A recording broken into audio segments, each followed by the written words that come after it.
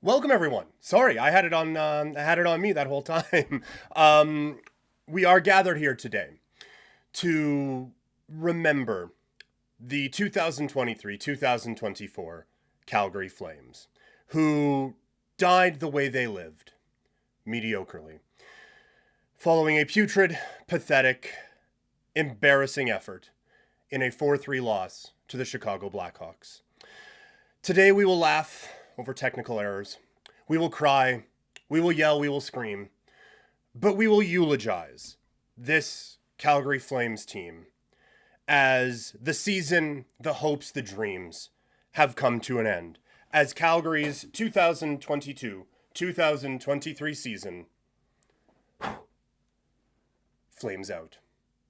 Welcome, everyone, to Game Over Calgary, a funeral for the 2023-2024 season. After one of the most embarrassing performances you will ever remember from this franchise. And there's been a lot of them, but this was absolutely pathetic. We will get into it. We will get into what it all means. There's no pros and cons on this one. There is no celebrating moral victories. There's no, gosh golly gee, this guy played really hard. This is all about what was a complete failure the entire game from the Flames. I got some wax on the thing. Just awful. Absolutely awful. While you're here, like the video, subscribe to the channel, just so we know we actually accomplished something today, because we all wasted our time watching this hockey game. There is but one word to describe that. Pathetic. Just awful. From a team that was like talking about like, oh well, we're working our way back into these things, right? Like we're seeing if we can stick around and all of that. You got to show it, man. Like, I understand there are times where like professional athletes are going to take teams lightly and all of that. This Flames team should not be taking anyone for granted, should not be taking any game for granted. This team has not earned the right to put out efforts like that. If Colorado or Tampa Bay or Vegas or even Toronto puts out an effort like that every now and then, it's going to happen. They're playing actual good games. But for a team that has to scratch and claw to lose to Philadelphia by one, this effort is not good enough. You have not earned the right as a hockey team to put out efforts like that. And I don't want to hear a fucking thing about, oh, bad bounces and oh, this or that. This team did not get unlucky. This team did not get goalied. This team did not have a bad goalie performance. This team flat out fucking sucked against one of the worst rosters that has ever been iced in the National Hockey League. One of the worst teams in the league goes out there with 9 starters missing and just beats you up. That was horrendous. And like I am at a loss for words, which makes doing a show like this a little bit difficult. But that was dreadful. I can't believe I was, by the end of the game I was laughing. By the end of the game, I was just like hysterical, not hysterically, but like when Chicago scored their 4-2 goal, actually laughed out loud, like, oh my God, they're actually going to blow this. They are actually going to do this. And that's when the thought for the funeral thing came in, which, by the way, if you think this with the hat and suit looks ridiculous, what's even worse is I'm wearing sweatpants and slippers under this desk here. But for this Calgary Flames team, like they looked the entire game, they looked like they already had this in the bag. And again, what part of this season makes this team think that they have anything in the bag? What game this year can you point to and say, well, Calgary did this, so very clearly they are a team that can maybe take this game off? Haven't seen it. Haven't seen it once from this team. But yet, when they score to the second goal that they score, they go up 2-1. Mangiapane doesn't even celebrate. They look like they were celebrating a 10-0 goal for Canada against Luxembourg in the World Hockey Championship, not a 2-1 goal in a professional hockey game for a team that some crazy how is still fighting for their playoff lives at the halfway point of the season. like that again. I keep coming back to, you aren't those guys. And honestly, this team hasn't been those guys basically since '89. You have not been the team that is so much better than fucking anybody that you can take nights off like that. You matched Chicago's effort tonight, you beat them 5-2. Plain and simple. If you go out there and play just as hard as the other team did, you absolutely beat them into the ground. Instead, we get that, where you're constantly being out-hustled. That wasn't a bad break on the wall that bounced it in front. That was Sanford beating Dylan Dubé flat. That wasn't a bad bounce on a shot that goes off of Nick DeSimone. That was a defenseman just standing there.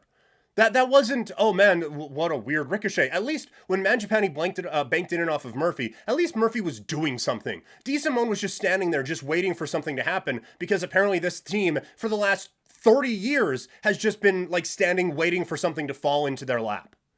That game perfectly summarizes everything that this team, quite frankly, has stood for the last 30 years. Of just, well, we'll go out there and give the bare minimum and hopefully we squeak by, but maybe we won't. And sometimes we do and sometimes we don't. That is perfectly Calgary Flames hockey, right? That is what this organization has been striving for what, like, I'm saying 30 years, like basically since 1989.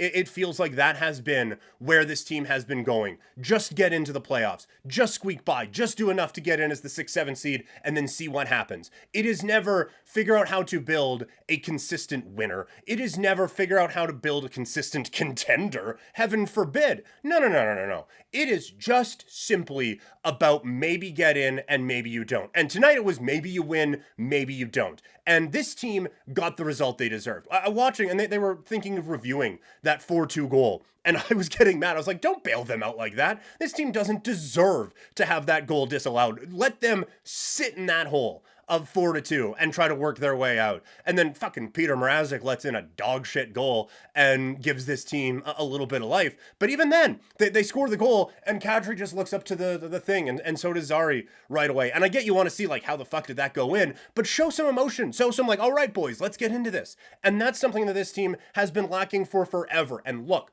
I love Michael Backlund. I think like amazing dude. I would like to think captain material or something like that. But he has been on this team for 2007, and there's been way too fucking much of this type of a thing where this team needed a spark. This team needed someone to be like, hey guys, perhaps for the third and final period of this hockey game, while we are trailing one of the worst teams ever assembled in the history of the National Hockey League, could we perhaps pull our heads out of our and maybe get this thing on track? Could we? Would that be all right? Do you mind if we actually went out there and gave a fuck for a second? No? Okay, well, pardon me then. There is not one person to blame for this, although the chat, I would say rightly, is pointing a lot of fingers at Murray Edwards. But there isn't, like I said, there isn't luck that you can place on this. There isn't, there isn't like, oh, a bad whatever. There isn't one thing. This is an entire organizational failure that perfectly summarizes the past now 20 years of 2004 was 20 years ago this year. And that's the last time. And look, that team, that wasn't a string of dominance by that team. That was a team that, again, perfectly summarizes what the Flames are looking for. A team that squeaked into the playoffs and then the anything happened. They got a hot goalie and had the best skater in the world for 3 months, and it ended up getting them within, in some instances, about that much away from a Stanley Cup final. But it's been like this for so long, and these are the types of results that you get from those games. You know, like, look at what happened. Look what's going on in Edmonton right now, where they are a team that was getting pistol whipped at the beginning of the season, right? Coach gets fired, which I'm not suggesting here, by the way. That would be a bit of an overreaction. If Huska had been here for a little bit longer, that is absolutely the type of game that gets you fired. But no, if that happens, to a different coach, I think they get ushered out the door. But look what happened in Edmonton. Coach gets fired, and the team is like, hey, you know what? This is enough. This is this can't continue. This absolutely cannot continue. And yet it did. It did here anyway. Didn't in Edmonton. Sorry, the train's well off the tracks right now. But this was not a performance that anyone should have been surprised at. The entire world was calling this, and yet the Flames go out and put up that performance. But the point I'm trying to make is you look at teams that are a little bit better, right? And again, just to reset the Oilers thing, they go down, they lose to San Jose. And Connor McDavid's banged up, but he's still trying to play it through. But at some point, they were like, this is ridiculous. Enough is enough. Let's drag ourselves out of this. And now they're back in a playoff spot with 3 to 4 games in hand on the Flames. That's never happened here. That there has never been a, you know what, guys, this is enough. We need to get this thing back on track. Let's do this. And a big run gets them to where they want to get to. And it is an entire pathetic performance from this entire organization today. Thank you guys for being here. On an NFL Sunday, I was expecting there to be like my mom in the chat, and that's basically it. But instead, this was a you guys are having some fun in the chat, and I greatly appreciate it. So thank you guys for hanging out while you're here. Like the video, subscribe to the channel, and if you missed any of this, check it out in podcast form a little bit later on this one today. So now the question is, what happens next?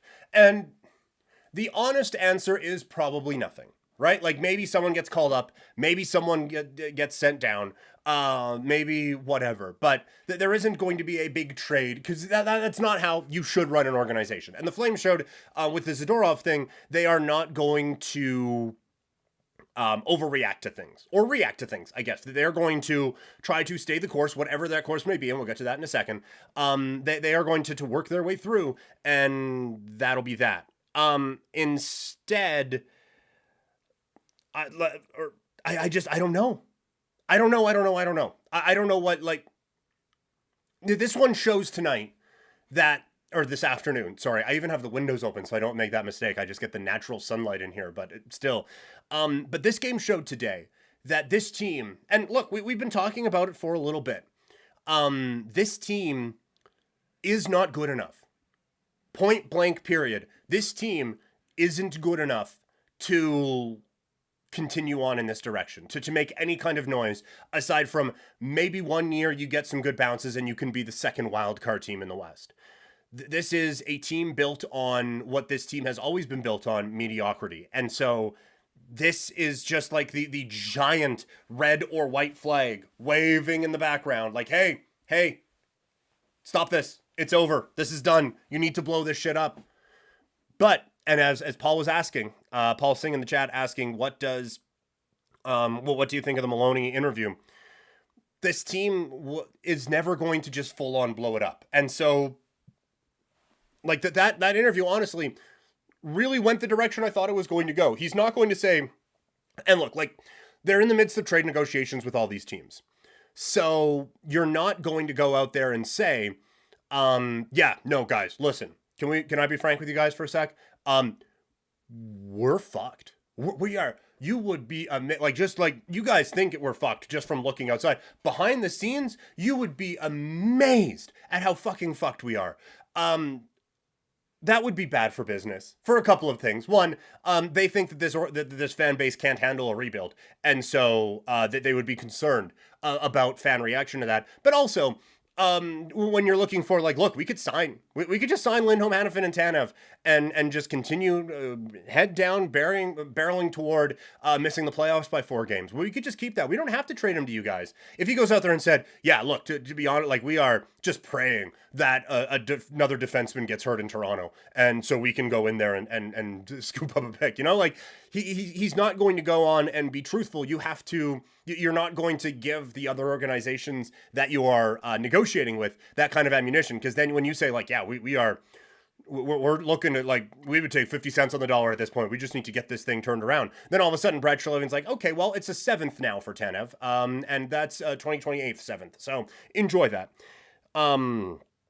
It just, like, for negotiating purposes, That's not going to happen. It is a little bit, the frustrating part is that the answer that was given, the vagueness and the very apparent lack of direction, is exactly the thing that this entire fan base is concerned about. So there was a lot of confirmation bias going on there, and a lot of people very concerned about the direction of this team. And I think, honestly, rightfully so. But you had to know going on there. He was never going to say, yeah, you know what, like, this season probably isn't it, so we're just gonna tear this thing down and try to start over. Because then the price tag on a few guys change, and all of a sudden you have to trade those guys instead of, well, we're thinking of it, but we might keep them around. The direction immediately shifts, and that it goes that way. So we will see what direction Calgary goes here, but I do think we all kind of know what he said was pretty well true. As concerning as it is, and as I'm trying to say, like, look, they're never going to say, like, oh, we're going full rebuild. I'm not going to believe they're going to go full rebuild until I see it. Because that's just not the direction I think they're going to try to go. I think what is probably going to end up happening, unless this is a loss that is so crippling to this team that they decide to, you know what, we're like, every player's morale is just, like, down in the dumps. And then they go on this wild losing streak. What's probably going to happen is this team is going to hang around the playoff spot the whole time. And by the deadline, Calgary is going to make a couple of moves similar to the Toffoli trade, similar to kind of what the Toronto Raptors did with OG Anunoby. They are going to go out and acquire younger players, but not maybe as much draft capital, and try to keep this thing afloat. That is kind of how I feel that this all plays out. And it's frustrating because, as we discussed here, the whole funeral thing, this team isn't close. It's not close. Not even remotely close to being good enough to justify anything other than a full teardown. I don't know how you watch that effort tonight by the Calgary Flames against the Chicago Blackhawks and think, hey, this is a thing we need to keep together. This is a group that we need to really, ride it out with. It's just awful, man. Like that was just terrible. And it was everybody tonight, right? Like there wasn't one guy who was like, well, at least that guy was really grinding. Like the first period, the first line had some chances, right? Like Huberdeau was in there. Sharon Govich had a good look or two. Lindholm had a good look or two. But there isn't one positive that I can take away from this game tonight. I am with all of the talk from everyone coming in that this is, that this could be a look-ahead game, possible trap spot. They just lost to the Philadelphia Flyers yesterday.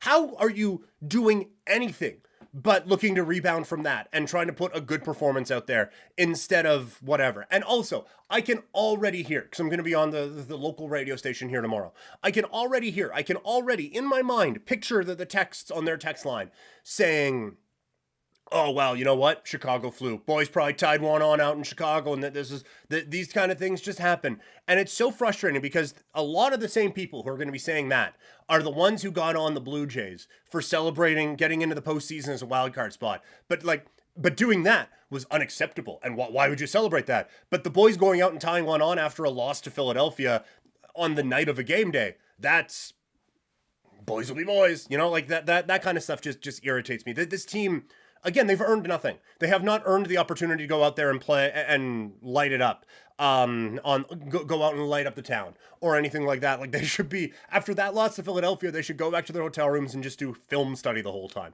Obviously, that's not what it is, and guys do need to, try to forget things a little bit. But still, man, like there is no excuse for this type of an outing against that team. As Windy City Hockey said, good game today, but the fact is this Blackhawks roster was 75% AHL roster. I was honestly shocked. That was, it's shocking to see that. Like, even if the Flames were just at 75% of the Blackhawks effort, Calgary should have won that game. Oh, well. Just awful. And when you look ahead now at the trade deadline, this is still going to be a team that is looking to potentially add, right? Like that is honestly probably what may happen here, because this team is still going to be hanging around close to a playoff spot, and there's a chance doing a funeral for doing a funeral for this hockey team does end up back on cold takes exposed, and they come out and they work their way into the playoffs and then get their teeth kicked in by the Jets in the first round. That could still be a thing, but this group had a chance. Man, look, tonight was not a make or break game. If they come out here and win 5-2, you just say, okay, good, and you move on. But this team, over this next stretch, had, rightly or wrongly, has a chance to prove to management and to prove to the higher-ups in the Calgary Flames organization that they deserve a chance to stay together and make a push towards the postseason. And that's what they put out there tonight. When you are looking at your management group and saying, no, let's run it back with these guys. Let's sign everyone and let's lock it in. This stretch now is the time where they can prove that they deserve that. And this right here is what they put out. Unacceptable.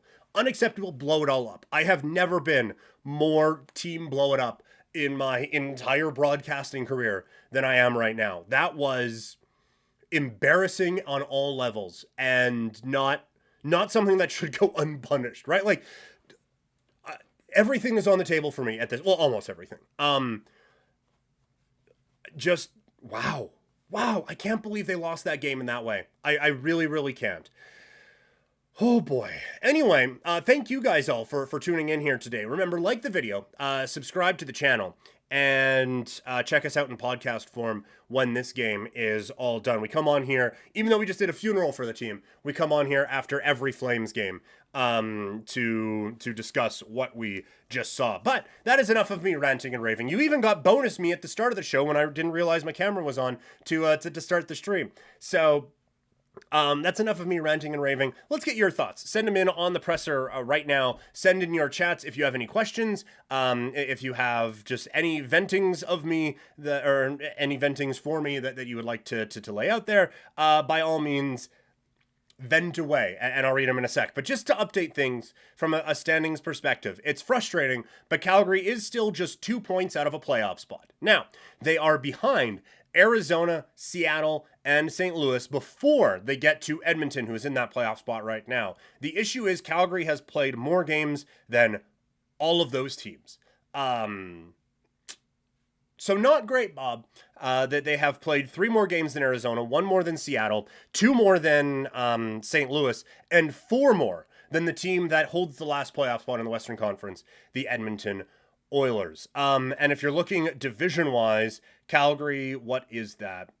14 points back of Vancouver for the top spot in the Pacific Division. They are just 18 points up on San Jose, so they are almost closer to last in the league than they are to first in their division right now. I think that one is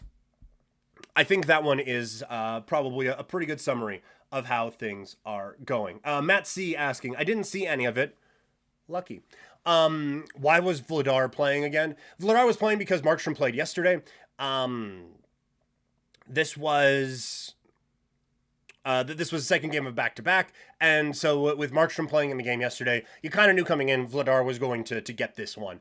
And for Vladar, like, it's a decent bounce back. Not a perfect performance by any stretch of the imagination, but he looked, I thought, pretty bad in his last game, and so at least he gets that back on track. But we're gonna get a whole lot of work here from Jacob Markstrom in the next little while as this team put in a bit of a stretch there. Matt C also asked, saying, this game was very early start over here, so I missed the whole thing. Seems like it went well. Why can't we beat Chicago? Because they don't care enough. And they're not, I'm not going to say they're not good enough to beat Chicago, because that Chicago team that was out there tonight, anyone's good enough to beat, anyone's good enough to beat that Chicago team. But this team puts out a pathetic effort against a bad team, and this is the result. Sakai, number 1, we need to trade a goalie, can't do this 3 goalie thing. Yeah, we are getting to the point where it is very clear this Flames organization is not putting out their 2 best goalies. Vladar, while it was fine tonight, it ain't it. So I wouldn't roll with that going forward. I think you have to figure out a way to try to get Wolf. Although, again, this is always a thing with this team. You want to bring Dustin Wolf into that? What you saw tonight, you want to have him playing behind there? I wouldn't want to do that. Michael Borland, Rockford Ice Hogs looked great. That's almost like saying that this team was an AHL roster is almost insulting to the AHL, because there's a lot of like fringe AHL guys on that roster tonight. A couple waiver claims on there. Like, it's just, and it's like Chicago's had a mountain of injuries, and that, like, we all know that. The Bedard one is certainly the most prominent, but just so many. And then the whole weird Corey Perry situation. Very few people are going to shed tears for Chicago, but yeah, that was one of the worst rosters I've ever seen placed out on an ice surface in the NHL. And yet Calgary looked even worse than they did.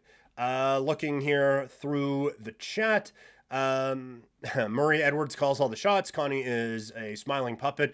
I do think Conroy has a bit of the ear of Murray Edwards, but I do think it's going to be a real uphill climb. That's why, like, I think if Murray Edwards fully had his way, it would be hockey trades for this. Like, they would be, well, I mean, first of all, the extension for Hanifin would already be done. They'd probably be pretty close on a Lindholm one and maybe a Tanev one. And then they would be trying to trade whatever picks they have to try to add to this team. So I don't know if it's all 100% just Murray Edwards. I think Conroy is doing the best he can, at least getting young players in trades back instead of just like going for him.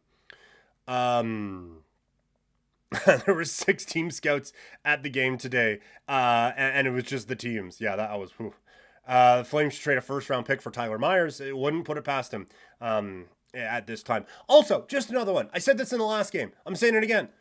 Why no Jan Kuznetsov in this game? Did I miss something leading up to it? That was awful. You call the kid up. I think he deserves a shot. Let him have a shot. You can understand it in the last game. I don't understand it in this game at all. He's comfortable playing against AHL players, and that's basically what it was tonight. I don't get why he wasn't in the lineup for this particular game. Scrolling up. We appreciate Michael Borland being here. I'm not a Flames fan, but needed to check out the reaction. This one isn't quite as bad as Edmonton losing to San Jose, but it doesn't feel much better. Flames just going to play out the Huberdeau contract and go from there. At least Huberdeau looked all right at moments today, but yeah, that was rough.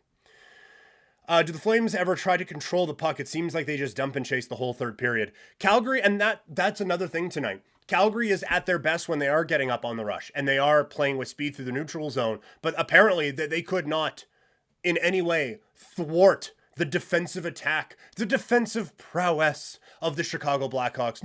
No, there was no thwarting that. There was no getting around such a dominant defensive structure as what the Chicago Blackhawks were putting out there. So the Flames were content just dumping and chasing and not doing any of the extra effort that it takes to maybe put a good hockey performance out there.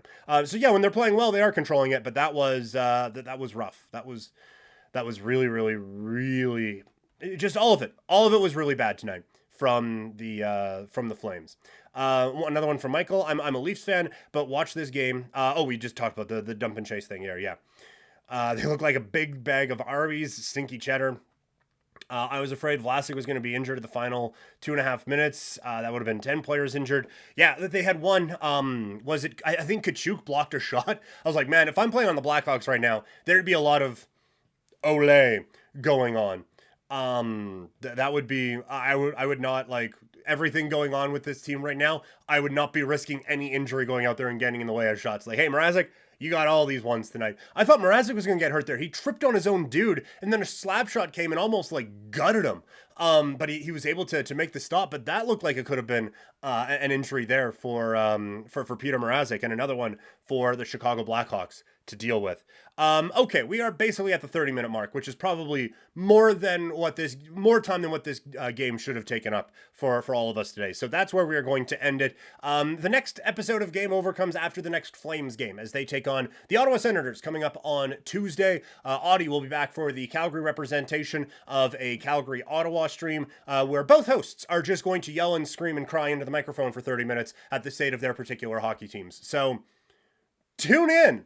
One more time, like this video, subscribe to the channel. My name is Peter Klein. Thank you guys for hanging out with me on a Sunday afternoon. You can find me on social media at PrimeTimeKlein, and I will talk to all of you later. Have a great day, everybody. Game!